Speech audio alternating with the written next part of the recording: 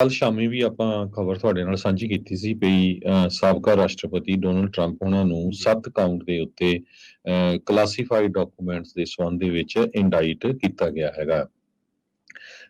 Trump ਉਹਨਾਂ ਦੇ ਉੱਤੇ ਐਸਪੀਨਾਜ ਐਕਟ ਦੇ ਚਾਰजेस ਲਾਏ ਗਏ ਆ। ਉਹਨਾਂ ਦੇ ਅਟਾਰਨੀ ਜਿਮ ਟਰਸਟੀ ਆ ਜੋ ਉਹਨਾਂ ਨੇ ਦੱਸਿਆ ਆ। ਇਹ ਪਹਿਲੀ ਵਾਰੀ ਹੋਇਆ ਮੇਰੇ ਖਿਆਲ ਨਾਲ ਅਮਰੀਕਾ ਦੇ ਇਤਿਹਾਸ ਦੇ ਵਿੱਚ ਵੀ ਪ੍ਰੈਜ਼ੀਡੈਂਟ ਨੂੰ ਸਾਬਕਾ ਪ੍ਰੈਜ਼ੀਡੈਂਟ ਨੂੰ ਇੰਡਾਈਟ ਕੀਤਾ ਗਿਆ ਹੈਗਾ ਆ। ਜੀ। ਸਪੈਸ਼ਲ ਕਾਉਂਸਲ ਨੇ ਇਨਵੈਸਟੀਗੇਟ ਕੀਤਾ ਸੀ ਪ੍ਰੈਜ਼ੀਡੈਂਟ ਟਰੰਪ ਉਹਨਾਂ ਦੇ ਕਲਾਸੀਫਾਈਡ ਡਾਕੂਮੈਂਟਸ ਨੂੰ ਲੈ ਕੇ ਕਿਸ ਤਰ੍ਹਾਂ ਉਹਨਾਂ ਨੇ ਜੇ ਹੈਂਡਲ ਕੀਤਾ, ਕਿਸ ਤਰ੍ਹਾਂ ਉਹਨਾਂ ਦੇ ਘਰ ਦੇ ਵਿੱਚ ਜੋ ਮਾਰੇ ਲਾਗੋ ਫਲੋਰੀਡਾ ਰਿਜ਼ੋਰਟ ਹੈਗਾ ਉੱਥੇ ਇਹ ਡਾਕੂਮੈਂਟਸ ਲੱਭੇ ਗਏ ਸੀ।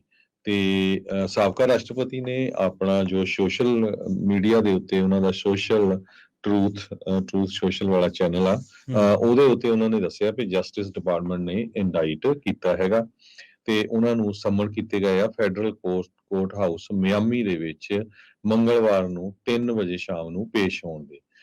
ਉਹਨਾਂ ਨੇ ਕਿਹਾ ਵੀ ਕਰਪਟ ਵਾਈਡਨ ਐਡਮਿਨਿਸਟ੍ਰੇਸ਼ਨ ਨੇ ਉਹਨਾਂ ਦੇ ਅਟਾਰਨੀ ਨੇ ਮੈਨੂੰ ਇਨਫੋਰਮ ਕੀਤਾ ਵੀ ਮੈਨੂੰ ਇੰਡਾਈਟ ਕੀਤਾ ਗਿਆ ਹੈਗਾ ਆ। ਸੋ ਪਿਛਲੇ ਕਈ ਸਾਲਾਂ ਤੋਂ ਪ੍ਰੈਜ਼ੀਡੈਂਟ ਡੋਨਲਡ ਟਰੰਪ ਉਹਨਾਂ ਦੇ ਉੱਤੇ ਕੇਸ ਤੇ ਕੇਸ ਚੱਲ ਰਿਹਾ ਹੈਗਾ।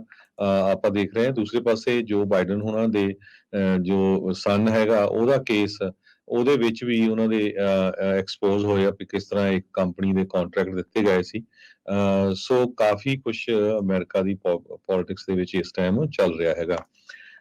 ਫੈਡਰਲ ਇੰਡਾਈਟਮੈਂਟ ਸੈਕੰਡ ਟਾਈਮ ਆ ਪ੍ਰੈਜ਼ੀਡੈਂਟ ਟਰੰਪ ਹੁਣੀ ਜਦੋਂ ਕ੍ਰਿਮੀਨਲੀ ਚਾਰਜ ਕੀਤੇ ਗਏ ਆ। ਇਸ ਵਾਰ ਮੈਨਹਟਨ ਦੇ ਡਿਸਟ੍ਰਿਕਟ ਅਟਾਰਨੀ ਨੇ ਉਹਨਾਂ ਨੂੰ 34 ਕਾਊਂਟ ਆਫ ਫਾਲਸੀਫਾਈਂਗ ਬਿਜ਼ਨਸ ਦੇ ਉੱਤੇ ਵੀ ਜੋ ਬਿਜ਼ਨਸ ਦੇ ਡਾਕੂਮੈਂਟਸ ਆ ਉਹਨਾਂ ਨੂੰ ਫਾਲਸੀਫਾਈ ਕਰਨ ਦੇ ਸੰਬੰਧ ਦੇ ਵਿੱਚ ਵੀ ਚਾਰਜ ਕੀਤਾ ਸੀ। ਉਹਨਾਂ ਨੇ ਟਰੰਪ ਉਹਨਾਂ ਨੇ ਕਿਹਾ ਵੀ ਮੈਂ ਤਾਂ ਇੱਕ ਇਨੋਸੈਂਟ ਮੈਨ ਹੈਗਾ ਆ।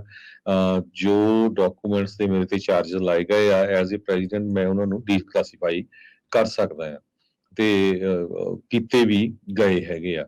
ਸੋ 4 ਮਿੰਟ ਦੀ ਇੱਕ ਵੀਡੀਓ ਉਹਨਾਂ ਨੇ ਕੱਲ ਰਿਲੀਜ਼ ਕੀਤੀ ਹੈਗੀ ਆ ਇਸ ਸੰਬੰਧ ਦੇ ਵਿੱਚ। ਕਹਿੰਦੇ ਵੀ ਮੈਂ ਕੋਈ ਵੀ ਜਿਹੜਾ ਆ ਰੋਂਗ ਨਹੀਂ ਕੀਤਾ ਹੈਗਾ।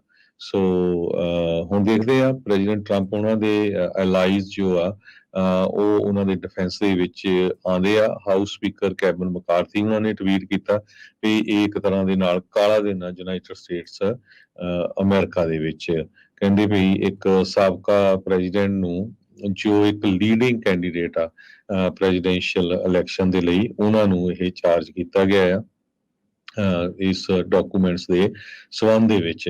ਕਹਿੰਦੇ ਵੀ ਜੋ ਰੈਡੀਕਲ ਲੈਫਟ ਆ ਉਹ ਹਰ ਇੱਕ ਕੋਸ਼ਿਸ਼ ਕਰੇਗਾ 2024 ਦੀਆਂ ਜੋ ਇਲੈਕਸ਼ਨ ਆਣੀਆਂ ਆ ਉਹਦੇ ਵਿੱਚ ਵੀ ਪ੍ਰੈਜ਼ੀਡੈਂਟ ਜੋ ਬਾਈਡਨ ਹੁਣੀ ਐਂਟਰ ਨਾ ਕਰ ਸਕਣ ਜਾਂ ਉਸ ਨੂੰ ਨਾ ਜਿੱਤ ਸਕਣ। ਜੁਡੀਸ਼ਰੀ ਦੇ ਚੇਅਰਮੈਨ ਜਿਮ ਜਾਰਡਨ ਜੋ ਓਹਾਇਓ ਤੋਂ ਰਿਪਬਲਿਕਨ ਹੈਗੇ ਆ ਉਹਨਾਂ ਨੇ ਵੀ ਇਹ ਟਵੀਟ ਕੀਤਾ ਆ ਵੀ ਇਹ ਸੈਡ ਡੇ ਹੈਗਾ ਅਮਰੀਕਾ ਦੇ ਲਈ। God bless president Trump. So president Trump ਉਹਨਾਂ ਦੇ ਜੋ ਏਡਸ ਆ ਉਹਨਾਂ ਦੇ ਐਡਵਾਈਜ਼ਰਸ ਆ ਉਹ ਕਾਫੀ ਅਪਸੈਟ ਆ ਇਸ ਇੰਡਾਈਟਮੈਂਟ ਨੂੰ ਲੈ ਕੇ ਤੇ ਉਹ ਕਹਿੰਦੇ ਵੀ ਅਸੀਂ ਇਸ ਨੂੰ ਫਾਈਟ ਬੈਕ ਕਰਾਂਗੇ।